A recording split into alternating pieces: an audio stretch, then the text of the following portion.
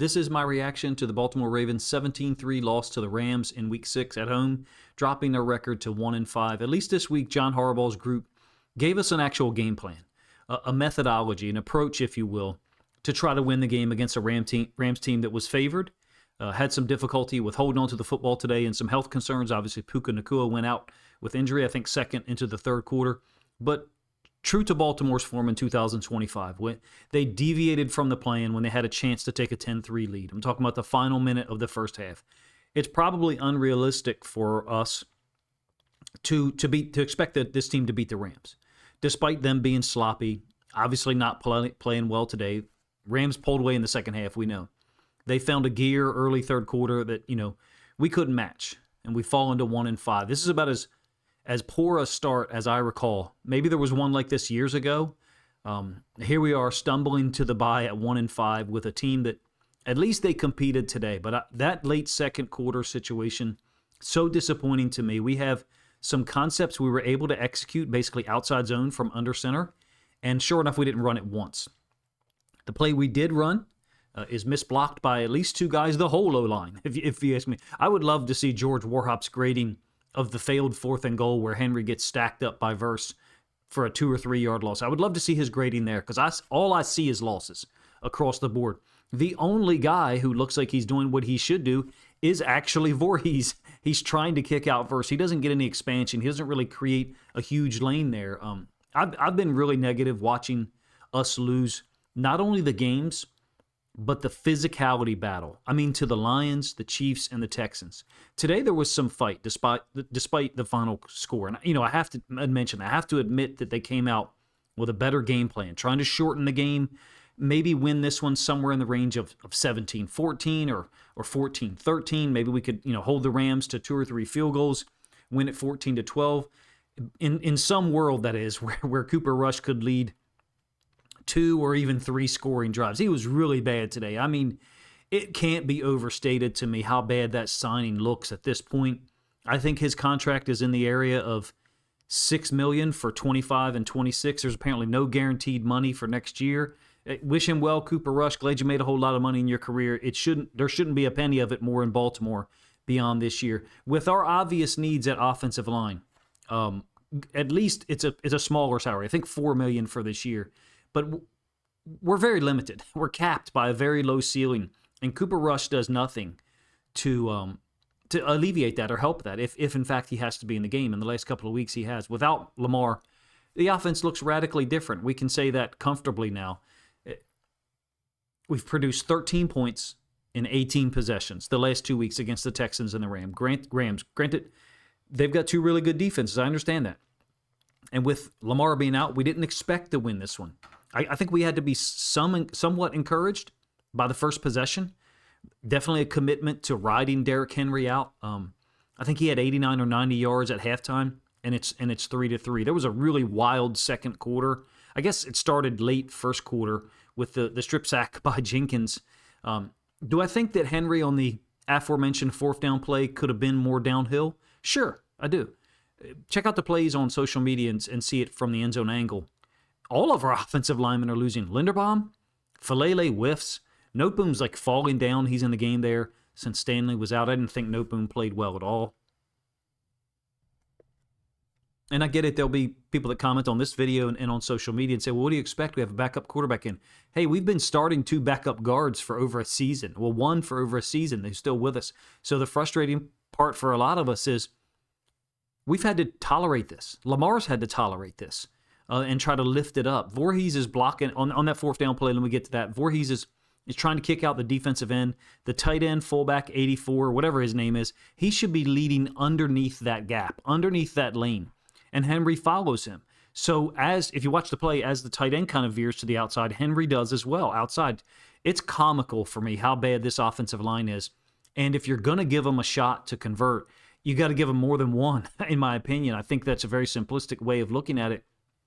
It's a legitimate complaint to talk about the 2 tush-push plays in a row. We're not getting push in general with our interior offensive line, and we certainly did not there. I've spent a lot of time discussing it and being really confused by the offensive line. It was a miscalculation by this coaching staff. John Harbaugh, George Warhop. I guess maybe Todd Monken's involved. Eric DeCosta in the front office. I have been consistent about that. I don't see this offensive line improving. We'll just play worse teams, right? But in any case, Henry gets stacked up there. Blame Henry if you want. Oh, Henry should have gone downhill more. We've got multiple losses on the backside. Pick an offensive lineman to gain, whatever. What about this? Maybe on second and goal from the 1, let's run a concept that we've executed, and that's under center outside zone. I actually think Andrews may have fumbled on the second tush push. It was total annihilation by the Rams D-line on the first one, the first tush push. And so for me, there's a perspective we could have and say, why would we run it again? And then it's like we put all the onus on Henry and a rookie undrafted free agent guy who I don't think has blocked well. I don't think 84 has been doing a good job back there. Remember he got blown up twice early in the game against the Texans.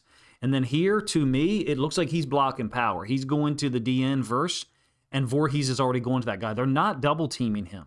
If so, there's no scheme to get to any second-level defenders. I think he missed blocks at 84, and Henry's following him. I would trust Henry's judgment. I'd like to see him in a single back alignment on second and goal from the 1 and run outside zone to our left and see if we can get him in the end zone. But in any case, it doesn't work out. If we could have executed it, then great, and we're up 10-3, and it could be a totally different game. Hindsight, I know, is 20/20, but what we chose to do did not work. Once again, tush push, and then 84. Putting him in that situation just doesn't. It seems like I don't know what the Ravens coaching staff sees in that dynamic. 84 in front of Henry, in a critical play to go up against the Rams that were really flat. The 3-3 tie at the half, you're still somewhat encouraged. The Rams have struggled with our defense. We strip sacked Stafford once. Incredible play by Jenkins. I thought it was a great coverage call by Zach Orr. I do want to say credit to Orr and those guys for moving Hamilton up. The acquisition of Gilman allowed Hamilton to kind of move up. Now, maybe you could also say it's actually a trickle down or trickle outside in, I guess, effect, because we're missing so many outside corners. So Marlon had to play out there, and Hamilton move up and play the nickel, big nickel, whatever you want to call it. It was effective. It was effective. But once the Rams hit that gear and scored to go up 10-3, and then effectively it's over at 17-3. Credit to them. They made big plays when they needed to, especially the 4th and 3 completion to Kyron Williams in the third quarter against Trenton Simpson, by the way. It was a 30-yard gain. I think there's also a penalty on Simpson on the throw. Easy follow-up touchdown run for Williams to make it 10-3. That capped a 9-play drive. Effectively, at 10-3 at that point, we're low percent chance to win.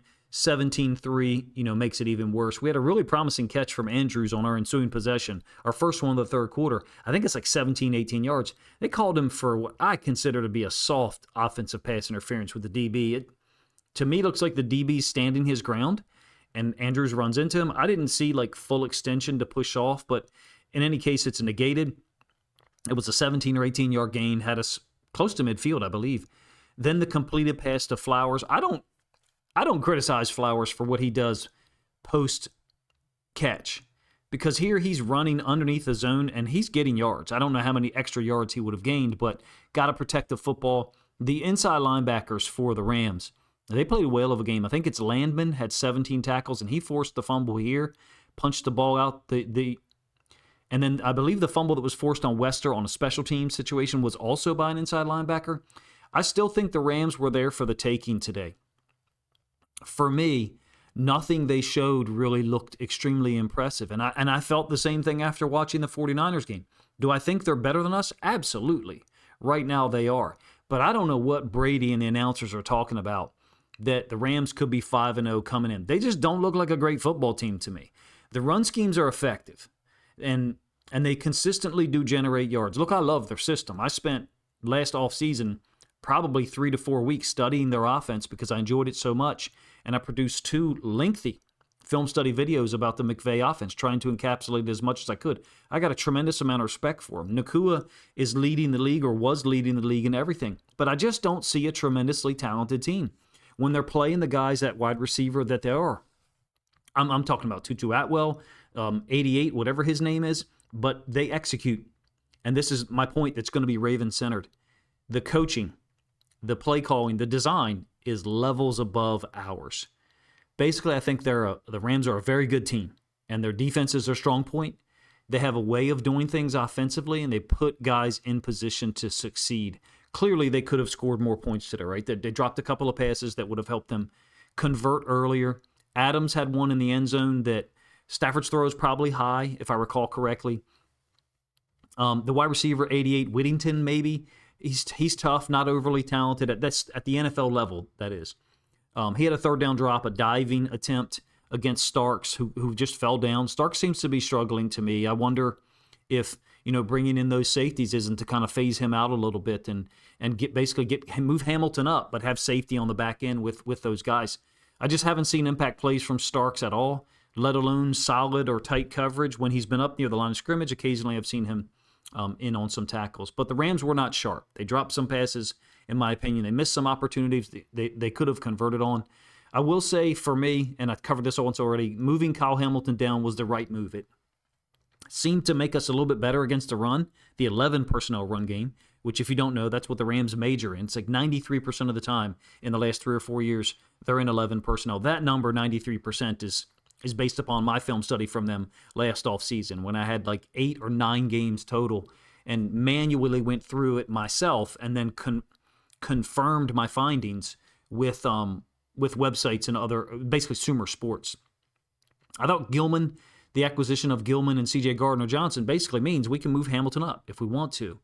I do think that fourth down play where Orr is only rushing 2, the aforementioned 30-yard catch to Williams against Simpson, that one clearly looks questionable now. But for the most part, the defense was competitive. They held the Rams to less than 250 yards overall. It was windy, don't get me wrong, but it wasn't nearly as bad a weather as we initially thought, all of us who live in this area. Up to halftime, Los Angeles is only averaging 3.9 yards per play. They finished at 4.7, I think, and a total of 15 first downs. Now they only punted twice, once in the first half, once in the second. Missed a short field goal, obviously, that could have tied it after our opening drive. Got stopped on fourth down once inside the 5 when, the lead at that point is 17-3. A touchdown there makes it 24-3. I'm not sure why you're going for it if you're Sean McVay. With how terrible our offense was, it's like 13 and a half minutes left in the game. They're up 17-3. Fourth and 3 from maybe our 6-yard line or something, if memory serves. I think it's a poor decision. You go up 14 points. And to that point, I believe we've had Cooper Rush in the game, potentially Tyler Huntley as our quarterbacks. I don't get it. Go up 14 or go up more than 14 points. Excuse me. It's already a 14-point lead. You can push it to 17. It just doesn't make sense to me at all. It's a 3-score game at that point. And Simpson and Buchanan made the stop there. I thought those guys played well. I thought they tackled well. They split the sack on that fourth down play that I'm talking about with a little over 13:30 left. Like I said, Jenkins had the strip sack early on where he's driving the center back. Or his defense played better, in my opinion. We were competing and looked more prepared. We looked more prepared than the defense that showed up to Kansas City and could do nothing, right? As well as last week's effort, which was even worse against the Texans. So I'm willing to give some credit there. I think you have to. The effort was there. There was an obvious game plan from the coaching staff, a better brand of defense, if you will. Still not close enough in the end when on a day when Lamar Jackson is not playing, and Ravens fans are justified in being pissed off at being 1-5. It kind of gives you an indication. I get it, Lamar is out, right? But we have very few things that are reliable, except some outside zone stuff that Henry really capitalized on the opening drive. I think he finishes 122 on the ground, 24 carries, but he was minimized late, when Huntley entered the game, basically. And we went more shotgun style, kind of haphazard, amoeba-type offense where Huntley's either going to throw it to his first or second read or he's going to take off running. That's what he's been doing, for a couple of years as the Ravens' backup. I kind of would have liked to have, after one of Huntley's scrambles in the fourth quarter, I think we're down 17-3, and Huntley scrambles for a first down. We get to maybe the 15, 18-yard line. It might have been the 20, somewhere around in there. I would have liked to have seen a run for Henry next because he's been our horse all day long. Rush was terrible. I don't know about you. I don't really want to see Cooper Rush play quarterback for this team again. I felt like that in the preseason. He was 11 of 19 passing for 72 or 74 yards. Huntley definitely brought the effort, right? And that different style of play that I made mention of. He did end up 9 of 12 passing. A lot of it was underneath against zone. as the game was out of reach and the Rams were playing, softer coverages. I think Los Angeles had a very uninspired effort, and the Ravens could only get to within 17-3 at the end. So if we want to be encouraged, I think that's a little bit of the long term. If we think this is encouraging, I don't believe it is. It's still disappointing and frustrating, despite seeing a better plan here today, especially from the defense. It's very conceivable that if Nacua doesn't get hurt and they don't drop a couple of balls, that they could have scored 24, 28 points on us. It was a good decision by LA not to bring Nacua back on the field. I thought he was warming up, trying to stretch and move around, like even early in the fourth quarter. That doesn't really make sense to me. I thought, it was pretty obvious they were going to win the game after their first touchdown and even their second. So why even, test it? But I have to be direct with you, as I am still extremely upset with the 1-5 start, despite a better effort today from the coaches to put guys in position. Because if you've listened to me for any length of time, I think I've been consistent about this. And you're more than welcome to let me know in the comment section if you disagree, that I haven't been consistent, that I've wavered on this. You cannot depend on this offensive line to execute consistently for any length of time. I continue to be, I want to say I continue to be surprised about our trust in certain guys on the offensive line, but I'm not. I'm really not. Harbaugh's going to do what Harbaugh's going to do, and George Warhop I don't think is up to the task here at all. I think that's obvious. He wasn't last year, and he got it was excused because he was replacing Joe D. We have an inability to execute things when it matters. Today, how many concepts were we able to execute? On the first drive, outside zone, occasional use of it thereafter. Pass pro was terrible, I understand. Stanley was not out there, and we gave up 4 sacks. So far in 2025, I believe we've given up 20 sacks. Only 1 against the Texans last week somehow in the blowout loss. 4 today. I think Lamar was sacked 15 times through getting hurt against the Chiefs. So by my math, that's 20. We have multiple penalties on the offensive line today. Linderbaum had 1, if I recall. Maybe Noteboom. Falele had at least 2. Definitely 1 on the first possession when we get down there. And I think it's a 2nd and 6. Henry runs for 5. He's really close to the first down. I think he's slightly short. So we're in a 3rd and inches, 3rd and short. And Falele gets called for a hold. He just stops his feet. He doesn't have feet. I have no idea what Harbaugh was talking about this week. He's got good feet. He just stops his feet on the block and grabs and holds. It's an obvious call. We're not a good offensive line. We're not. There's no fixing that. I'm sorry. Absent some acquisition that we may, as a front office, even be unwilling to make at this point. How would we acquire? We're closer to being sellers than we are at looking at a player or players to make a difference. I don't even know if the Ravens coaching staff thinks we need to make a difference on the interior offensive line. Like, that's how ridiculous this has become. You may not be in the same place as me. Certainly, there's been a wide variety of feedback on my comments on the offensive line, but it's given me headaches trying to look at Ravens film before. Like, why are we putting up with this? It's hard to support John Harbaugh long term, even on a day today that was a better effort. We're in clearly uncharted territory. I do want to review the first possession here in a moment. What do you think the Ravens should do? Let's do it that way. Do you think that they should acquire a guard and try to turn this thing around, right? With some games that do look winnable after the bye, right? You got the Bears and the Dolphins, but three road games in a row. So for me to sit here and pretend we're just going to magically win those 3 road games when this team has been soft, uninspired, and they've cracked repeatedly under pressure in 2025, I'm not sure I can sell that to you. Could it happen? Sure. Do I fault you for hoping for that? No, because we all want the Ravens to. I would love to be wrong. And we somehow get to 5-5 after a 3rd straight road win. I think that would culminate in week 11. I just don't think this is a quick fix unless somehow someone is willing to give us a high-level guard who has more remaining on his contract than this season. And that's my point, is we're looking at re-signing Linderbaum, hopefully not re-signing Daniel Falele. I mean, this franchise would spontaneously combust, this fan base, if they brought that guy back as a developmental guard. It seems like a very low standard to me, and one that I'm not willing to support from a John Harbaugh standpoint, at least not right now. I don't fault you if you do. Basically, the idea that we'll somehow be 5-5 with 5 consecutive games. I guess maybe 6-5. Maybe I did my math wrong there. My own level of confidence in John Harbaugh is zero. It's zero. I could not have a lower opinion on what he did to prepare this football team in 2025 in terms of the offensive line, in terms of defensive preparation. Are you telling me that our head coach spent no time in training camp going over defensive schemes, wondering how we could be exploited, and didn't see any of this? He's totally shocked by all of this. What was he doing in training camp? Yes, we held the Rams to 17 points today. Great. We'll have to be as good or better defensively moving forward. In any case, I guess I'll move on. I know that for myself, once I start talking about the offensive line, it leads me down a negative road because, again, I believe I've been consistent and said those things all last season, even when we were scoring a lot of points, even into the offseason. But in any case, this is the first possession. So relying on Henry a ton. I love the jet dive play. The jet play didn't work out well for us, the fumble to Flowers. I do think that Brady covered that well, talking about Zay's eyes. It's a still shot, I think, at that point. This is the fumble by Flowers later on, I think, in the third quarter. But, Henry, first 3 plays. And then Justice Hill. Really cool.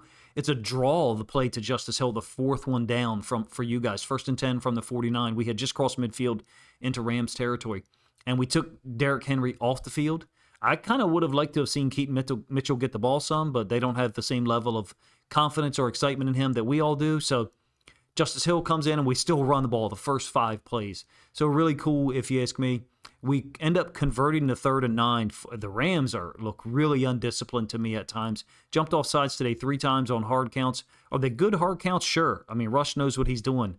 Are they the type that I would expect us to go 3 for 3 in hard counts and drawing them off sides? No, that was very surprising. 12-yard gain by Henry on the very next play. The 1st and 10 from the 27. Outside zone, I thought. Split zone, excuse me. On the 1st and 10 from the 27, it's a split zone out of 11 personnel.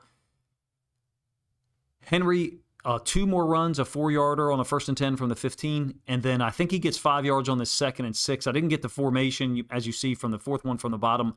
I have it labeled compressed, and I think that's the one that Falele holds on.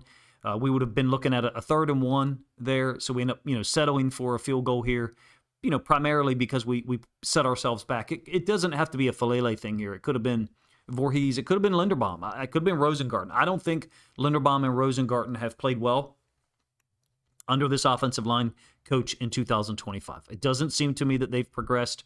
Could that be the weakness that's between them? Sure, but it's still up to them to play better. So we did get the field goal there. Unfortunate that we were unable to get a touchdown to finish the half or any kind of points. Look through the 30 minutes of play. Henry had ran for 90 yards. But he only got 1 opportunity to punch it in there late in the second quarter. We got blown up. Poor job trying to be physical on a 4th and 1. I just don't know. I get it. Analytics says, you go for it. We're not very good on the offensive line. Does analytics take into account, or is a human brain allowed to take into account that our offensive line is no good? Their level of confidence in this offensive line over time it's like, how much data do you need to show that you're not good at getting that push? You're just not. And we have a great running back there. Henry got stopped there. And to the point that we're up to halftime, we've outgained the Rams 140-102, but couldn't take a lead. We controlled large stretches of 2 possessions, but Cooper Rush was 6 of 12 for only 34 yards. Extremely limited offensively. Stafford wasn't a whole lot better, but obviously has a great arm and great understanding of their offense and gets them into, the best situation possible. Through halftime, he was 8 of 15 passing. Perhaps he missed a touchdown pass to Adams. He almost nearly threw an interception to Humphrey on their lone field goal. I thought Marlon played it great on that particular snap. I'm really interested to see how he looked at outside corner. I thought he looked more active today. I thought that was a questionable decision by Matt Stafford to basically just throw it up, a jump ball, and Marlon's the guy with inside leverage, gets his hands on it. In any case, moving Hamilton up seems to be a plus. Marlon at outside corner, at least for today, performed well. We limited their run game early to 31 yards on 10 carries. And I thought there was a point in the second quarter where the Rams were just like, okay, we're going to go shotgun and throw the football because they were having so much difficulty running the ball. There were some 4-yard runs in there, occasional 5-yarders, don't get me wrong. But they finished the first half with only 6 first downs, averaging 3.9 yards per play. As difficult as it has been to say anything good about Zach Orr's choices and his planning, this one was a good one, moving Hamilton up and playing Gilman. I'm not sure that Gilman played great either. I don't really have a sense of that, to be honest with you. Wiggins was active, even though I thought Adams had him beat 2 or 3 times to make plays. Of course, he got the big defensive pass interference on Wiggins on a moon ball from Stafford in the second half. The Ravens wanted to shorten the game by running the ball a lot, and they needed to get a lead to make that happen. Unfortunately, we're failed in that late second quarter situation by doing so. I really would like to be a little bit more positive here, but without Lamar, without Lamar, we were able to make it close. Could have easily been 10-3. We just look so limited on offense. Like we have no real options with so many weapons still. To me, Huntley's got to be moved into that game sooner. No, maybe he doesn't do some of the soft skills that Cooper Rush does. Under center, hard count stuff. Okay, fine. But I just never thought the Cooper Rush signing was a good one. And the Ravens Discord that I run and operate, I think we got like 88, 92 people in there at this point, something, blew up the day we signed Cooper Rush. Like, why? What are we doing? Aren't there better options out there than Cooper Rush? Yes, there are, to me. Thankfully, Lamar is set to return against the Bears at home. I have to say something that I've thought about for about 3 or 4 weeks in terms of Lamar.